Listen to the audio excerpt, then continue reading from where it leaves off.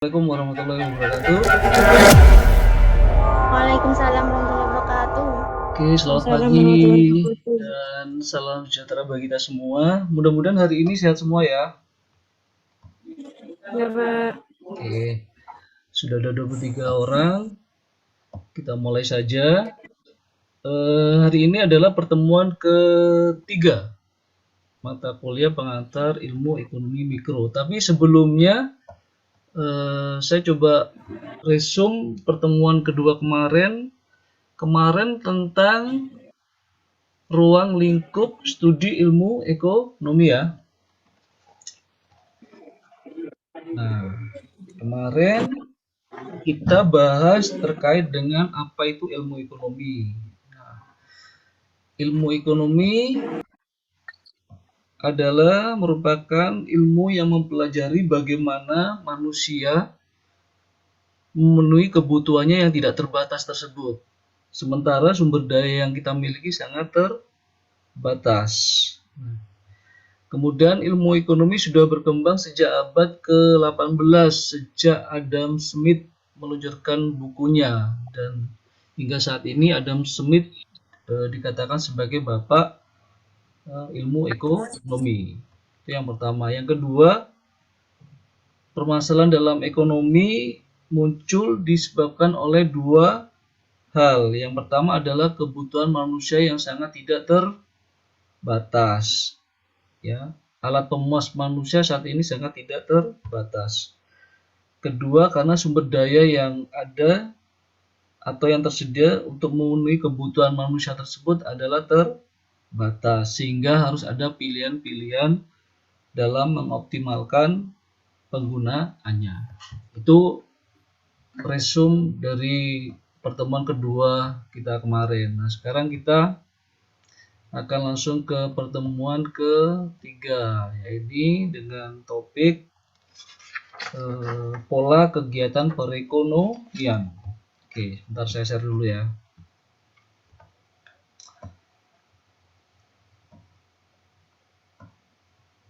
Oke, untuk pertemuan besok mungkin kita akan saya ada tugas ya, bikin kelompok. Nanti dibuat ya tugasnya. Kelompok apa ya?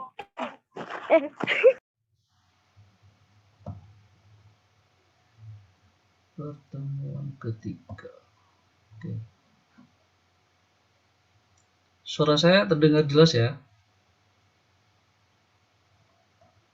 Dengar, Pak. Oke.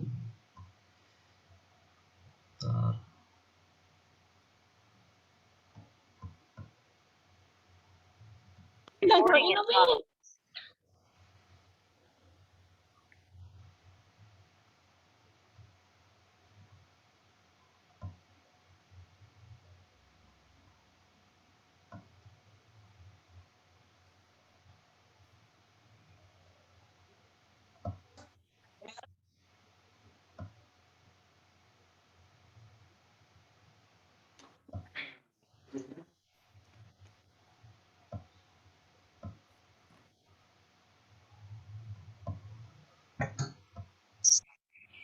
Verde, verde, verde, verde, verde, verde, verde, verde, verde. Oke ya, pertemuan ketiga ini membahas tentang pola kegiatan perekonomian. Oke, kita langsung saja ke pendahuluan. Kegiatan perekonomian saat ini telah tumbuh ya dan berkembang sangat pesat ya. Beberapa sistem perekonomian yang ada saat ini seperti sistem ekonomi pasar yang dikombinasikan dengan ekonomi campuran telah dipraktekkan oleh beberapa negara maju dan negara-negara di Eropa. Nah, pola kegiatan perekonomian pun telah berkembang dengan pesat pula. Nah, apabila kita perhatikan corak perekonomian negara maju, kawan-kawan. Materinya nggak ada, Pak.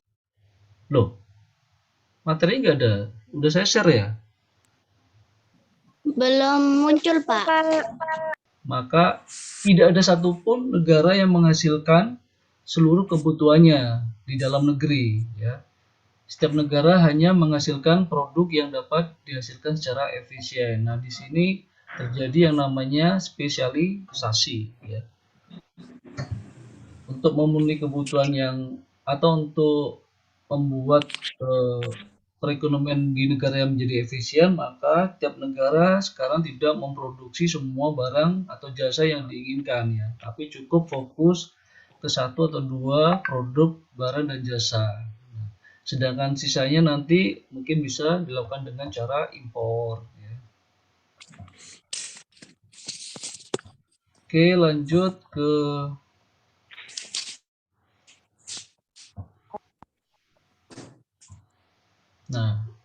sistem perekonomian. Nah, secara garis besar, sistem ekonomi di dunia dibagi menjadi 3 sistem. Yang pertama adalah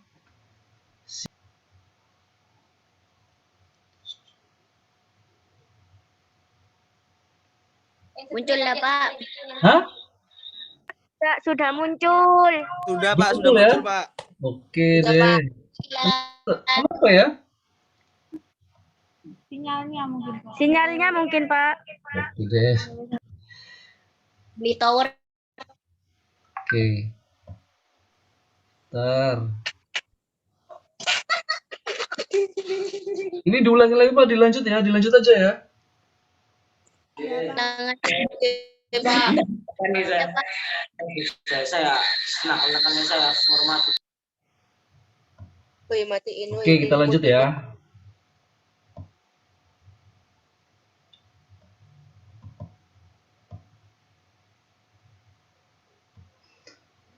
Nah, tadi terkait dengan kebaikan spesialisasi, saya ulang lagi ya. Jadi spesialisasi itu memiliki unsur kebaikan nih ya. Ya, bahwa spesialisasi itu tidak melulu minim, tidak, tapi ada kebaikan-kebaikannya. Yang pertama adalah mempertinggi efisiensi penggunaan faktor produksi. Nah, faktor produksi itu apa saja? Kawan-kawan masih ingat? Sumber daya alam ya, kemudian tenaga kerja, kemudian modal, kemudian yang terakhir adalah entrepreneurship ya, itu faktor produksi. Yang kedua adalah mempertinggi efisiensi produksi, pasti ya, karena kita fokus ya. Kemudian mendorong perkembangan teknologi ya, karena dengan kekhususan otomatis kita akan update dan upgrade dari alat-alat yang akan kita gunakan sebagai penghasil barang dan jasa. Oke.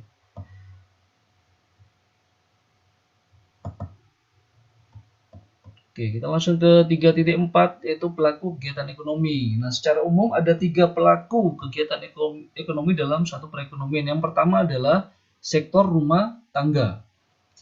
Nah, sektor rumah tangga ini merupakan pemilik faktor produksi yang tersedia dalam perekonomian. Tadi saya sebutkan faktor produksi ya, tenaga kerja, upah, modal, lahan, ya, kewirausahaan dan sebagainya. Nah, sektor rumah tangga menyediakan tenaga kerja. Nah, ini faktor produksinya ya, tanah, dan berbagai faktor produksi lain yang dibutuhkan oleh sektor perusahaan.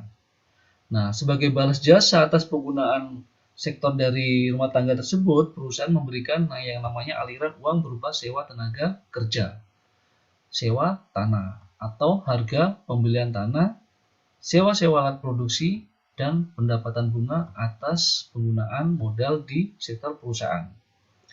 Dari sini, paham ya? Jadi sektor rumah tangga adalah penghasil dari faktor-faktor produksi. Nah, faktor-faktor produksi itu dimanfaatkan, dipakai oleh sektor perusahaan untuk dipekerjakan. Sebagai imbalan atau kompensasinya, perusahaan memberikan upah. Seperti itu ya. Contoh kecilnya seperti itu. Kemudian tadi ada 3 pelaku. Yang kedua adalah sektor perusahaan. Jadi pelaku ekonomi yang kedua adalah sektor perusahaan. Perusahaan adalah sebuah organisasi atau badan hukum yang digunakan oleh seseorang atau kelompok untuk menghasilkan barang dan jasa. Mereka adalah orang-orang yang memiliki keahlian usahawan, ya, entrepreneurship tadi ya. Dan kegiatan mereka dalam perekonomian adalah mengorganisasi faktor-faktor produksi. Jadi dia mengumpulkan nih faktor-faktor produksi tadi seperti tenaga kerja, ya lahan, modal, ya, dengan tujuan untuk mendapatkan keuntungan sebesar-besarnya. Itu yang kedua, pelaku ekonomi. Kemudian yang ketiga adalah pemerintah. Pemerintah adalah badan usaha pemerintah yang bertugas mengatur, membuat regulasi kegiatan ekonomi, yang termasuk di dalamnya adalah departemen yang ada dalam pemerintahan seperti Bank Sentral, Badan Penanaman Modal. Nah, Bank Sentral sendiri adalah Bank Indonesia dan badan lainnya. Tugas pemerintah selain mengatur juga melaksanakan sendiri beberapa kegiatan ekonomi. Biasanya kegiatan ekonomi yang tidak tersedia atau bersedia dilakukan oleh sektor perusahaan atau swasta dikarenakan kurang menguntungkan, seperti pembangunan sarana prasarana publik seperti jalan, ya, jembatan, gedung, ya, untuk akses publik dan transportasi publik. Nah, kenapa ini harus dihandle oleh pemerintah sendiri? Karena biayanya cukup gede. Nah, cukup gede dan putaran cash flow-nya itu lambat, ya. Jadi sektor swasta ini kenapa bukan tidak mau, ya, menghindari, karena memang biayanya besar dan cash flow-nya atau pendapatan yang diharapkan itu tidak cepat, lambat, ya. Oke, tadi ada 3 pelaku ekonomi. Yang pertama sektor rumah tangga, kedua sektor perusahaan, ketiga adalah pemerintah. Kemudian kita beralih ke sirkulasi aliran pendapatan. Sebelum ke sini, ada pertanyaan?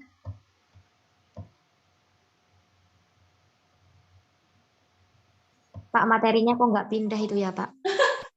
Materinya nggak sama. Nggak pindah gimana ya? Itu tetap aja. Masih Tetap kebaikan sekali. realisasi. Tetap kemana tadi? Tetap kebaikan sekali. Nggak geser gitu loh, Pak. Oh gitu, tapi di sini saya pindah udah, ya. Yang lainnya kali sama juga case-nya? Sama, Pak. Sama, Pak. Oke. Error mungkin. Ya, belum berpindah nih, ya.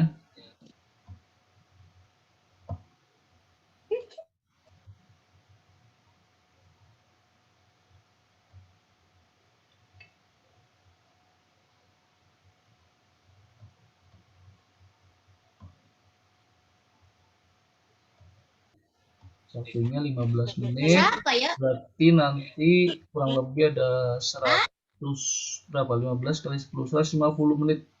2 jam lebih. Oke, ya. Bisa, ya? Iya, Pak. Oke. Masih belum Pak, muncul? suaranya nggak jelas. Masih belum, Pak, loading. Belum. Enggak kali, HP-nya kalian kali ya yang loading, guys. Udah, ya? Delete. Sebentar, saya stop lagi nih.